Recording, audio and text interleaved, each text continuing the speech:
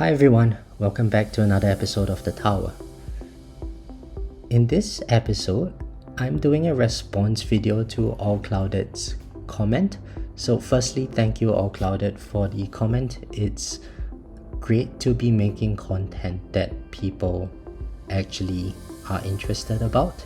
So I hope I will be able to address your comment to a satisfactory level in this video. So the comment basically says that he's not sure if I have an ultimate weapon priority for going glass cannon.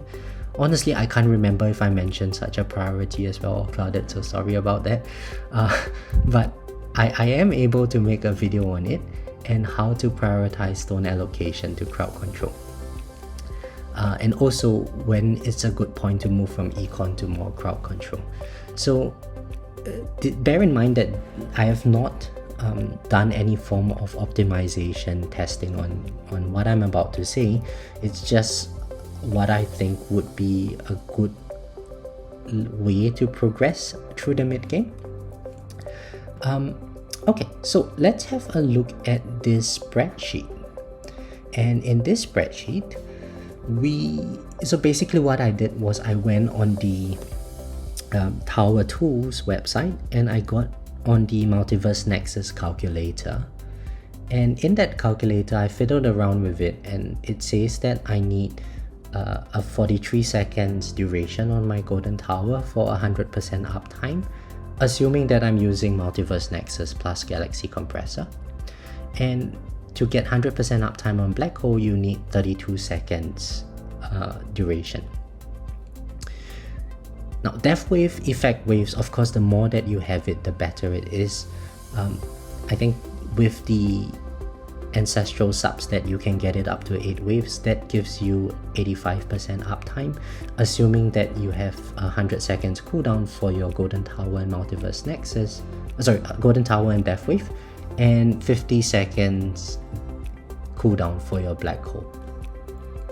Now, in addition to that, I guess first we know that when we eventually want to transition out of this mid game, when we want to farm, we are going to be using the Galaxy Compressor and the Multiverse Nexus. Now, the Multiverse Nexus, unfortunately, in the mid game, towards the start of the mid game, it's actually very good because you don't really have enough stones to sink your ultimate weapons anyway.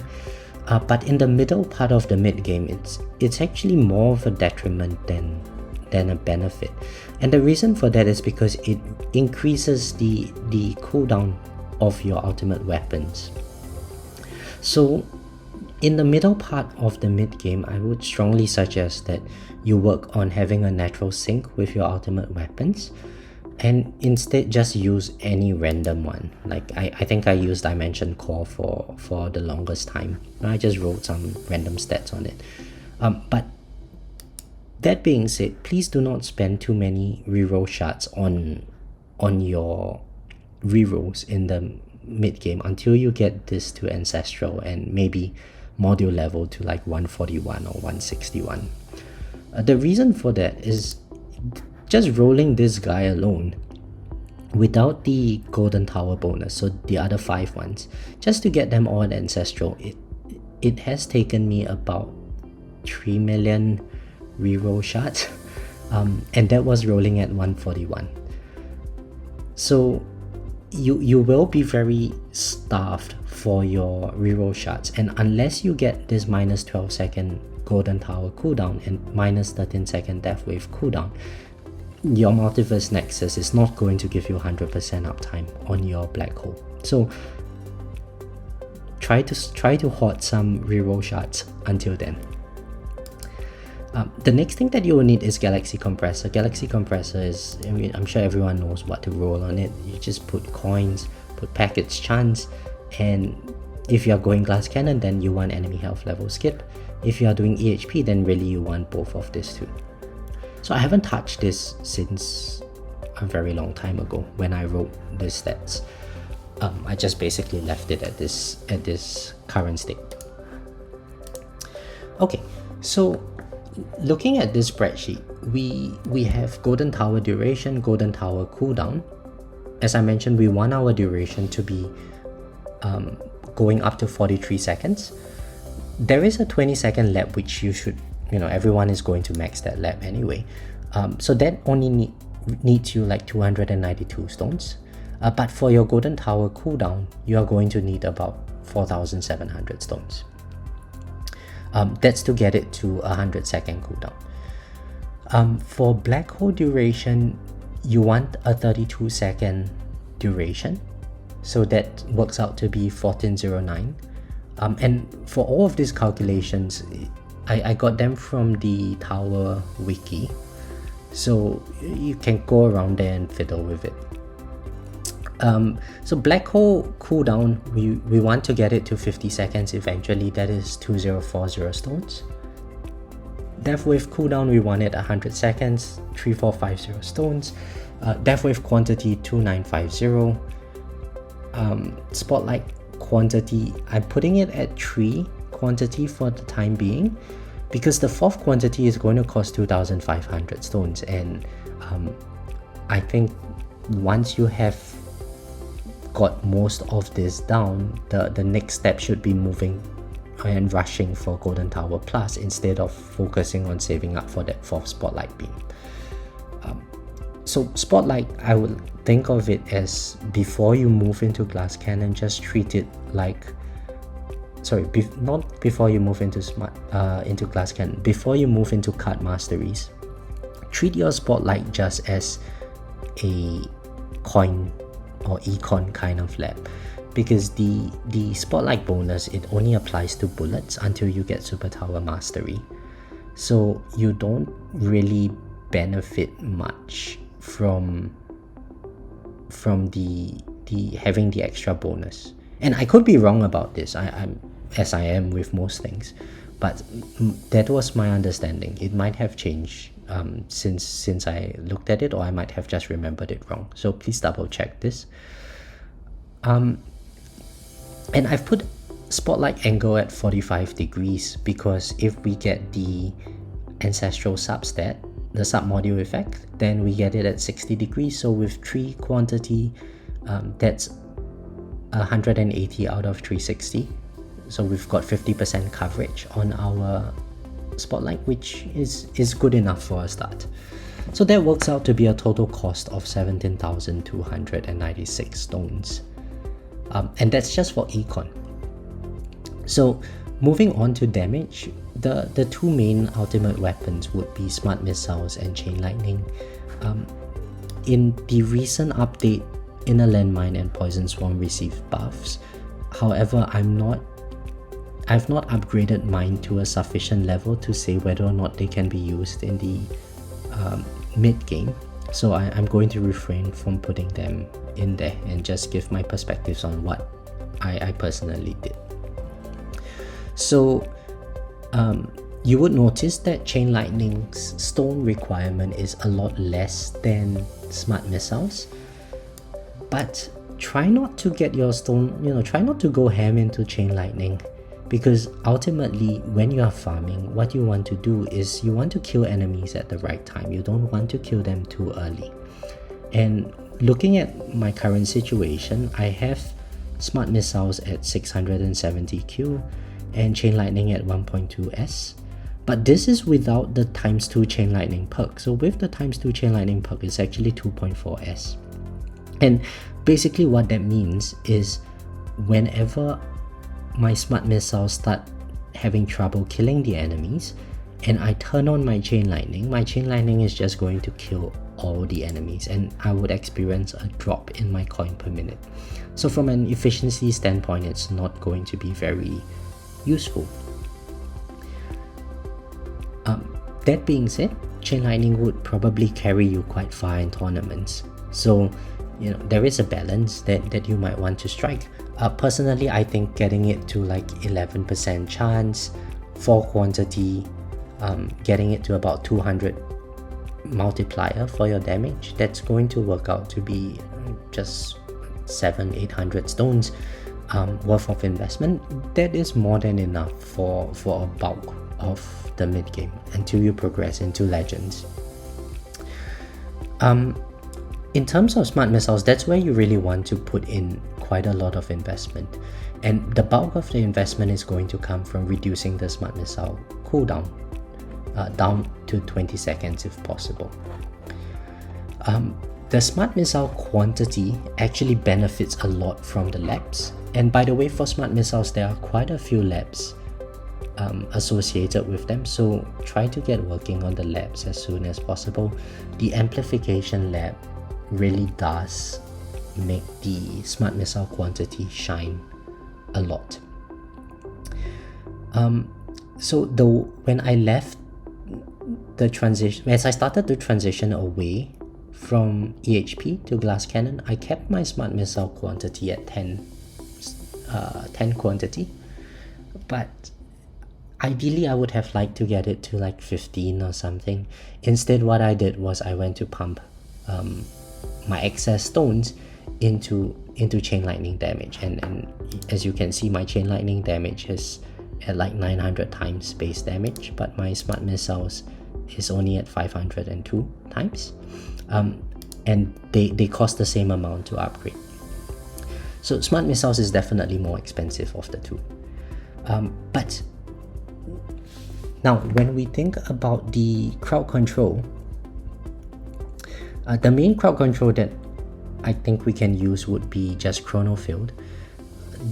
Inner landmines obviously is a good crowd control ultimate weapon, but if you had a choice between picking chrono fuel and inner landmine, I would pick chrono fuel. And the main reason is because chrono fuel has this very annoying lab that it ties to its duration. It's going to take a very long time to max out that lab.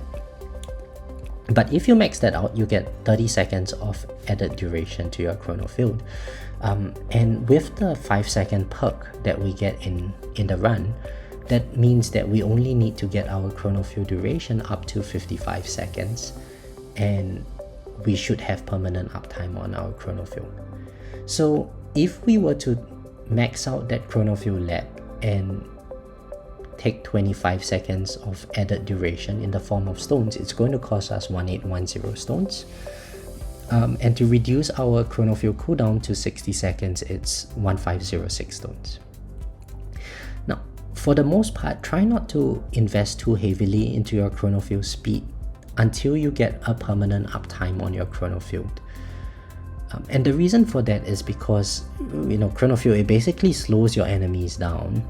And assuming you don't have permanent black hole at that time, when your chrono field goes away, your enemies are just going to fly forward and hit your tower, and it's very easy to die that way, especially if they have very slow speed, because when you have slow speed, see the chrono field, it starts off slightly before your tower range, so enemies are going to slow down here, which means that there will be a hoarding of enemies or a micro hoarding of enemies as they reach your range line. And if your chrono field actually drops down, then there will be a lot of enemies that fly down to your tower and hit you.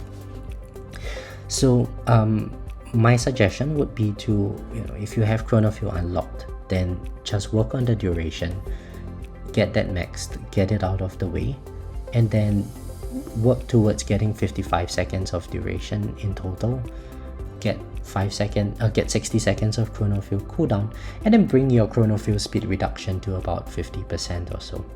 At that stage, at 50%, you should start seeing some benefits, especially in tournaments.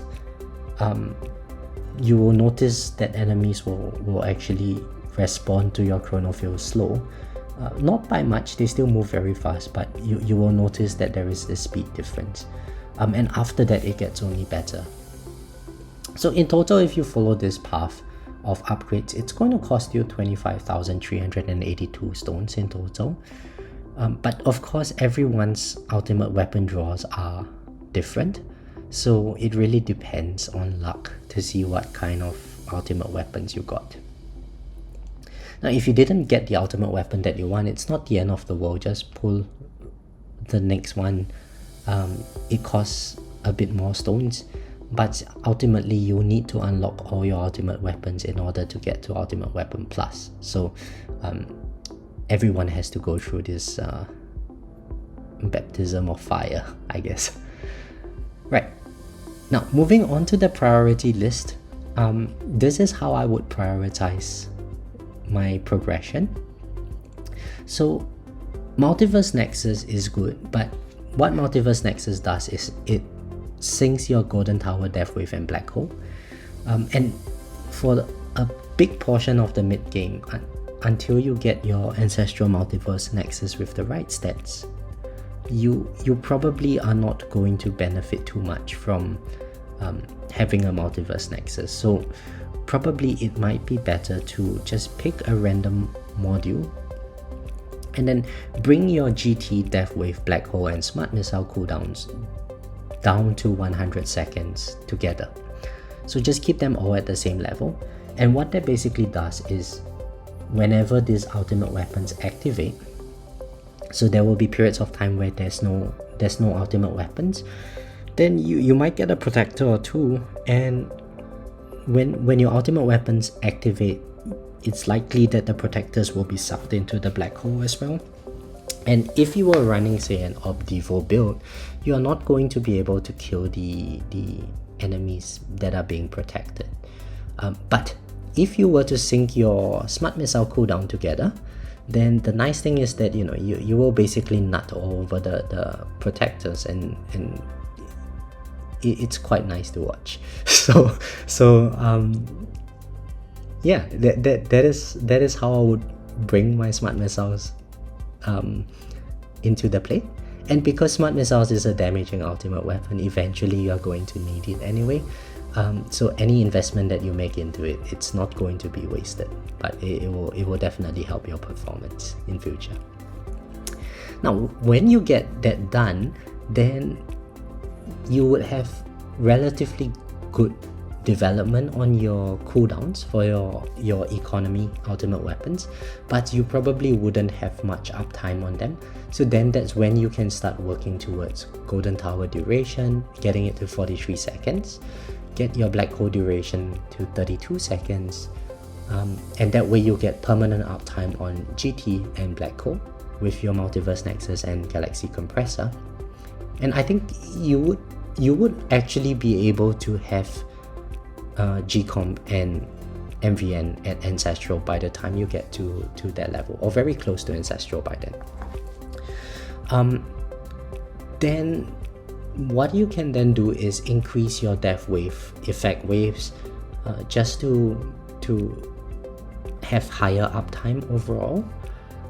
But the next phase, what you want to do is you want to bring your Black Hole cooldown and your Smart Missile cooldown down to 50 seconds. If you don't have your MVN GCom combination at that time yet, then that's okay.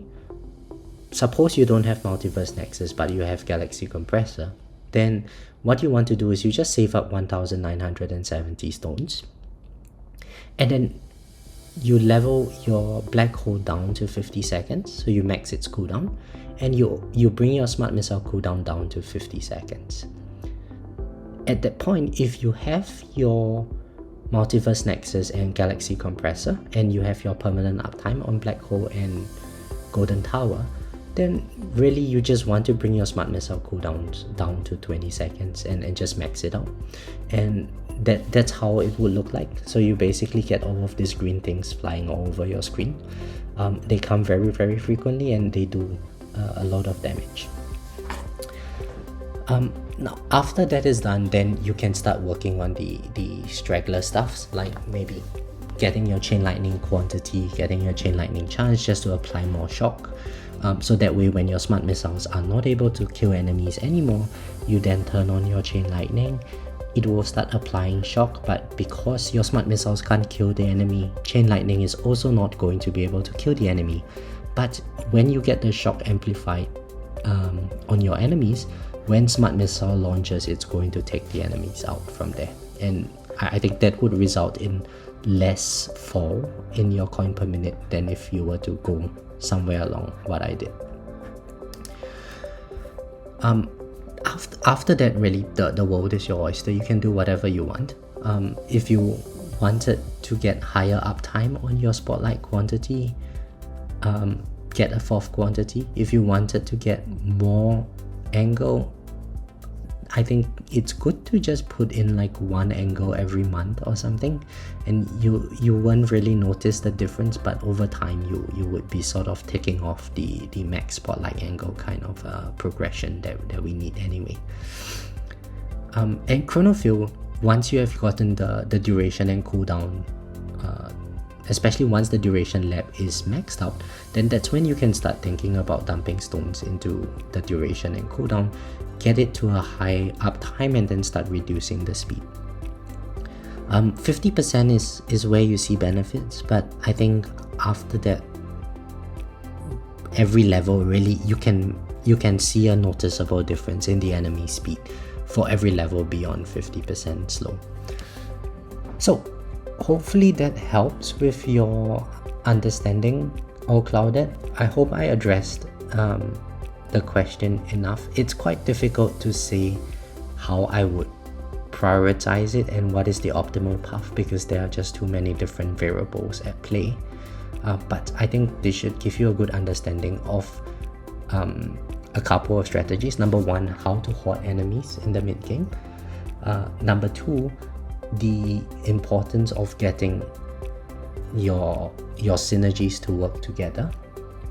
And when you are able to get your smart missiles and chain lightning damage to a decent amount, it should carry you pretty far. From there on, you should be able to have decent tournament performance, and eventually, work just charge for the golden tower plus and get that maxed out. It's going to give you a lot more economy than worrying about Devo and everything in the early game. Of course, Devo does give you an increased coin per minute and so on, but if you were to follow a Devo strategy, you will get to a point where you look at the coin that you have made. So I think back in the day when I was still running like a Obelisk Devo strategy, I did that for about 6 months or so. It was like the most painful 6 months of my life. So basically at tier 11 I would be getting about 100 trillion each run, thereabouts. Before I switched to the strategy, I was getting about 60 trillion a run, just using a blender strategy with damage. But after I switched to Obelisk Devo, I got about 100-ish trillion each run. And I was at a point where I noticed that, I'm able to afford most of the labs that I want. I'm able to get my enhancements up quite good. You will have a general sense that you are feeling pretty strong by that time. And then that's when you go for your GT Plus, and when you get to GT Plus, you will suddenly realize that 100 trillion is very, very little. You are going to be making that amount very quickly. You will see like every day there's a new personal best in terms of your coins, and that part of the game is actually really exciting because you will notice constant growth at that stage. And after that you will get to a point again where, because you are making so much coin, it's going to jump to something like you're getting 800 trillion a day and so on, and that's when you can possibly start thinking about going towards card masteries, and then you will be in my situation where you're always not having enough coins for coin mastery, for card masteries. Well, anyway, hopefully this video helps with your understanding. If there's any other questions that you have, please feel free to post them in the comments. Otherwise, thank you for the comment and have a great week ahead. Bye!